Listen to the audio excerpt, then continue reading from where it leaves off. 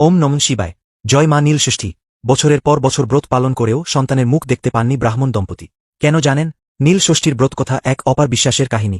একটা প্রদীপ, একটুখানি বিশ্বাস, আর একটিবার ওম নমঃ শিবায়, এই তিনটেই বদলে দিতে পারে আপনার গোটা জীবন। আপনি কি জানেন, শুধু একটি প্রদীপ জ্বালানো আর একাগ্রচিত্তে শোনা, এটাই হতে পারে আপনার জীবনের মোড় ঘোরানো পথ? হ্যাঁ বন্ধুরা, আজ বলবো এমন এক ব্রতকথা, যা হাজার বছর ধরে অসংখ্য পরিবারে এনেছে সন্তান সুখ ও পারিবারিক শান্তি। শুনুন শ্রদ্ধা নিয়ে, বিশ্বাস রেখে, কারণ এটি শুধুই একটি গল্প নয়, এটি এক আশ্চর্য সত্যি। আজ আমরা শুনব এমন এক পবিত্র ব্রতকথা, যার মধ্যেই লুকিয়ে আছে আশীর্বাদ, উপদেশ এবং ঈশ্বরের করুণার এক অনন্ত গল্প। বন্ধুরা, আজ ৩০শে চৈত্র, ১৩ই এপ্রিল, রবিবার। আজকের দিনেই পালিত হচ্ছে এই বছরের নীলষষ্ঠীর ব্রত, যাকে আমরা শ্রী শ্রী দেবীর নীলযাত্রা নামেও জানি। আপনাদের মধ্যে অনেকেই আজ এই পবিত্র ব্রত পালন করছেন। আসলে নীলের পূজা মানেই ভগবান শিবের পূজা, আর মা ষষ্ঠী হলেন মহামায়া দুর্গা। পরিবারের কল্যাণ ও সন্তানের মঙ্গল কামনায় প্রতি বছর আমরা ভক্তিভরে পালন করি এই শিব পার্বতী তথা হরগৌরীর উদ্দেশ্যে নীলষষ্ঠীর ব্রত। বন্ধুরা, যদি আপনি এই ব্রত পালন করে থাকেন, তাহলে আজকের দিনে নীলষষ্ঠীর ব্রতকথা শ্রবণ করে সংযম পালন করাই নিয়ম। বলা হয়, যদি কেউ কোনো কারণে ব্রত করতে না পারেন, তাহলে শুধু এই ব্রতকথা মন দিয়ে শুনে সন্ধ্যায় ভগবানের উদ্দেশ্যে একটি প্রদীপ জ্বালালেই অনেকাংশে পূর্ণফল লাভ হয়। এই দিনে যতবার আপনি এই ব্রতকথা শ্রবণ করবেন, ততবার আপনার অন্তরে এক পরম শান্তি ও শক্তি অনুভব করবেন। তবে হ্যাঁ, নীলের ঘরে প্রদীপ জ্বালানোর পর অন্তত একবার হলেও এই ব্রতকথা শ্রবণ করতেই হবে, না হলে ব্রত অসম্পূর্ণ থেকে যায়। আশা করি প্রিয় দর্শক বন্ধুরা, এই পবিত্র নীলষষ্ঠীর ব্রতকথা আপনাদের ভালো লাগবে। চলুন শুরু করি শ্রী শ্রী দেবাধিদেব মহাদেব ও পার্বতী অর্থাৎ হরগৌরীর পবিত্র নীলষষ্ঠীর ব্রতকথা। ওম নমঃ শিবায়। জয় মা ষষ্ঠী। বহুকাল আগের কথা। এক দেশে এক ব্রাহ্মণ ও ব্রাহ্মণী বাস করতেন। তারা যথেষ্ট ভক্তিভরে সমস্ত বারব্রত পালন করতেন, তবুও তাদের কোনো সন্তান বেঁচে থাকত না। ক্রমে তাদের মনে এই ধারণা জন্ম নেয়, এইসব ব্রত পূজা সবই মিথ্যে, কোনো লাভ নেই। তাদের ঈশ্বরের প্রতি বিশ্বাসও হারিয়ে যেতে থাকে। তারা কিছুতেই বুঝে উঠতে পারছিলেন না, কেন শুধু তাদেরই জীবনে এত দুঃখ। আসলে তাদের সন্তানের ভাগ্য খুবই দুর্ভাগ্যপূর্ণ ছিল। বারবার এই ঘটনার ফলে তারা চরমভাবে হতাশ হয়ে পড়েন।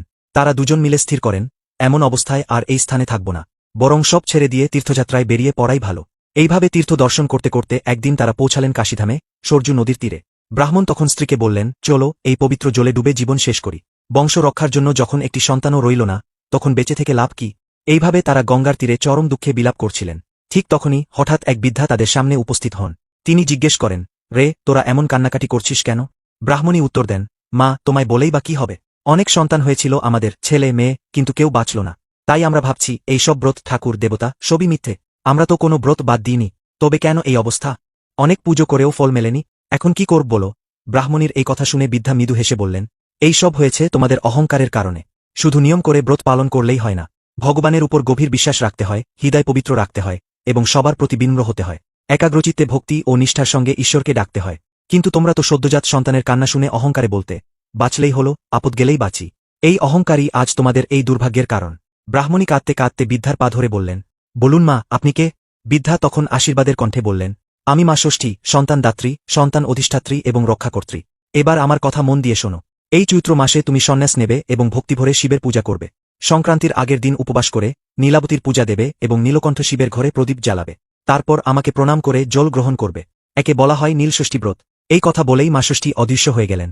এরপর ব্রাহ্মণ ও ব্রাহ্মণী দেশে ফিরে এসে নিষ্ঠা ও ভক্তি সহকারে মা ষষ্ঠীর আদেশ অনুসারে নীলষষ্ঠী ব্রত পালন করলেন। কিছুদিনের মধ্যেই মা ষষ্ঠীর কৃপায় তাদের একটি ফুটফুটে পুত্র সন্তান জন্ম নিল, আর সেই সন্তান সুস্থ ও সুরক্ষিত থাকল। এরপর তাদের যত সন্তান সন্ততি জন্ম নিল, কেউই আর অকালে মৃত্যুবরণ করল না। তারা নিজেদের সমস্ত অহংকার পরিত্যাগ করে ভগবানের সেবা করতে লাগলেন, এবং তাদের জীবন হয়ে উঠল সুখে শান্তিতে পরিপূর্ণ। নীলষষ্ঠী ব্রতের এই আশ্চর্য মাহাত্ম্য দেখে দেশের নানা প্রান্তে মানুষ এই ব্রত পালন করতে শুরু করল।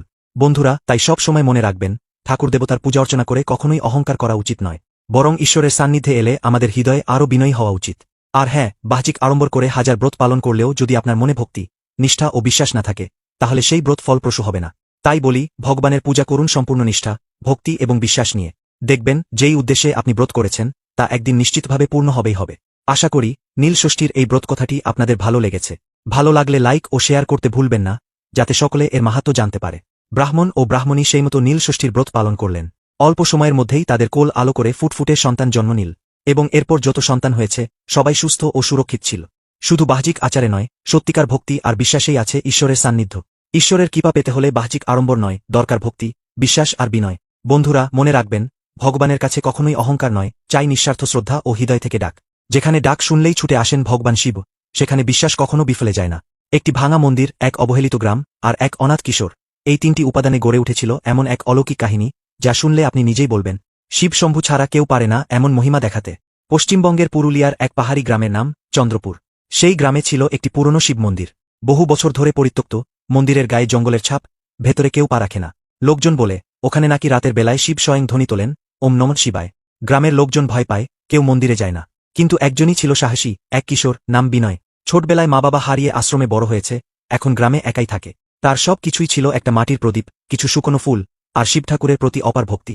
সে প্রতিদিন ভোরবেলা ঝাড়ু দিয়ে মন্দির পরিষ্কার করত, ফুল দিত, আর বলত, ঠাকুর তুমি আমার বাবা মা সব, যদি তুমি না থাকো আমি কিছুই না। একদিন সন্ধ্যাবেলায় আকাশ কালো হয়ে এলো, বজ্রপাত, ধুলোঝড়, চারদিক তছনছ। বিনয় তখনও মন্দিরেই শিবলিঙ্গে জলের ধারা দিচ্ছে। হঠাৎ সে অজ্ঞান হয়ে পড়ে যায়। স্বপ্নে সে দেখে শিব স্বয়ং দাঁড়িয়ে আছেন, কপালে চন্দন, গলায় নীল নাগ, এবং এক করুণাময় কণ্ঠে বলছেন, বিনয়, তোর মতো ভক্তের জন্যই আমি আজও এই ধরনীতে বিরাজমান। আগামী চৈত্রের শুক্লষষ্ঠীতে তুই নীলষষ্ঠী ব্রত পালন করবি।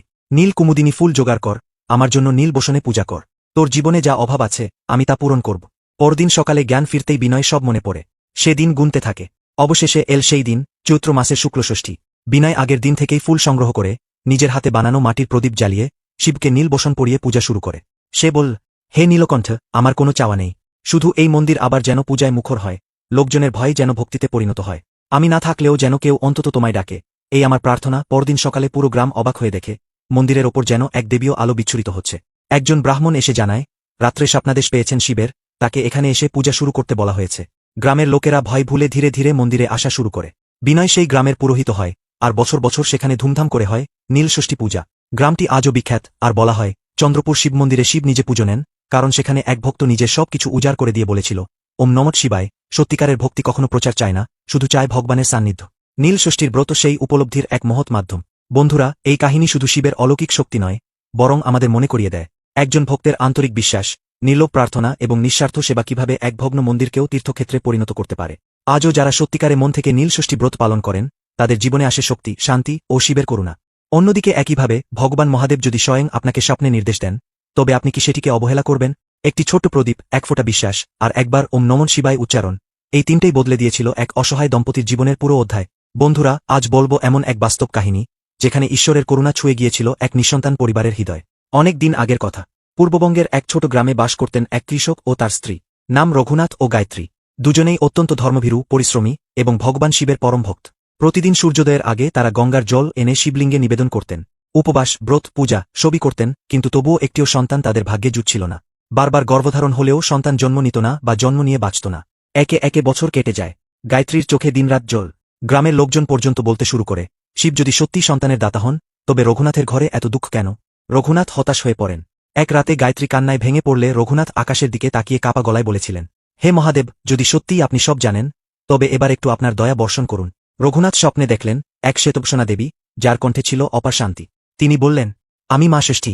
আগামী চৈত্র মাসের শুক্লষষ্ঠীর দিন তুমি ও গায়ত্রী নীলষষ্ঠী ব্রত পালন করবে। নীল পদ্মে পূজা দেবে এবং সন্ধ্যায় একটি প্রদীপ জ্বালিয়ে শিবকে ডেকে বলবে, হে নীলকণ্ঠ, সন্তানের আশীর্বাদ দিন। এই ব্রত সম্পূর্ণ নিষ্ঠা ও বিশ্বাস নিয়ে পালন করলেই তোমার ঘর আলো করে আসবে সন্তান। সকালে ঘুম ভাঙতেই রঘুনাথ সবটা গায়ত্রীর কাছে বললেন। তারা দুজনেই নির্দিষ্ট দিনে ব্রত পালন করলেন। একটুও সন্দেহ বা অহংকার না রেখে সম্পূর্ণ ভক্তিভরে পালন করলেন নীলষষ্ঠী ব্রত। সন্ধ্যায় শিবের ঘরে একটি মাটির প্রদীপ জ্বালিয়ে গায়ত্রী চোখ বন্ধ করে বললেন, হে নীলকণ্ঠ, শুধু একটিবার আমাদের ঘরেও যেন শিশুর হাসি শোনা যায়। অবশেষে কয়েক মাস পর এক শুভক্ষণে গায়ত্রীর গর্ভে সন্তান আসে। দেবীর আশীর্বাদে সেই সন্তান সুস্থভাবে জন্ম নেয় এবং বড় হয়ে শিবেরই একজন একনিষ্ঠ ভক্ত হয়ে ওঠে। সেই দিন থেকে রঘুনাথ ও গায়ত্রী প্রতি বছর ব্রত পালন করেন, কিন্তু কখনোই আবার ঈশ্বরের মহিমা নিয়ে সন্দেহ করেননি। শিবের আশীর্বাদে জীবন বদলাতে সময় লাগে না, তবে শর্ত একটাই, চাই নিঃস্বার্থ ভক্তি আর আত্মসমর্পণ। সত্যিকারের বিশ্বাস আর আন্তরিকতা থাকলে ঈশ্বর কখনোই আমাদের প্রার্থনাকে উপেক্ষা করেন না। শুধু বাহ্যিক পূজার আড়ম্বরে নয়, ভক্তি আর বিনয়ের মধ্যেই ঈশ্বরের প্রকৃত সান্নিধ্য। আজও যারা এই পবিত্র নীলষষ্ঠী ব্রত পালন করেন, তাদের জীবনে আসে অপার শান্তি, সন্তানের সুখ এবং পারিবারিক কল্যাণ। বন্ধুরা, এই কাহিনী আমাদের শেখায়, ভগবানের পথে অহংকার নয়, দরকার শ্রদ্ধা, বিশ্বাস ও ভালোবাসা। নীলষষ্ঠীর মতো পবিত্র ব্রতের মাধ্যমে আমরা চাইলে জীবনে আশ্চর্য পরিবর্তন আনতে পারি।